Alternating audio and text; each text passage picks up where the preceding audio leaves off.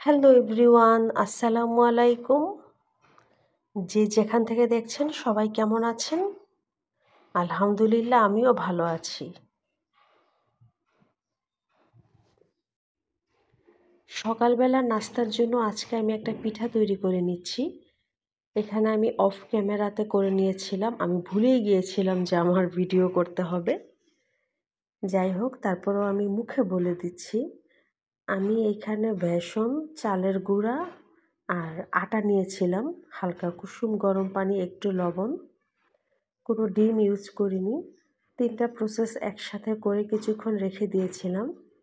তারপর চাপটির মতো বানিয়ে নিয়েছিলাম। এত সফট হয়েছে, মানে কি বলবো, এই ১ম আমি বানিয়েছিলাম এই পিঠাটা।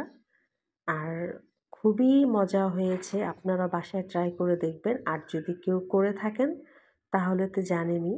একদম সফট মনে হচ্ছে। এখানে ৪-৫ টা ডিম ইউজ করেছি। আসলে ডিম কিছুই দেইনি। তারপর এটা খাওয়ার জন্য আমি বাসায় তেমন কিছু ছিল না। তারপর আমি ২ টা ডিম পোচ করে নিলাম। ডিমটাতে আমি একটু লবণ আর একটু গোলমরিচের গুঁড়া দিয়ে দিলাম। কারণ গোলমরিচের গুঁড়া ইউজ করলে কিন্তু ডিমের পোচটা কিন্তু খুবই সুন্দর হয় এবং টেস্টি হয় খেতে।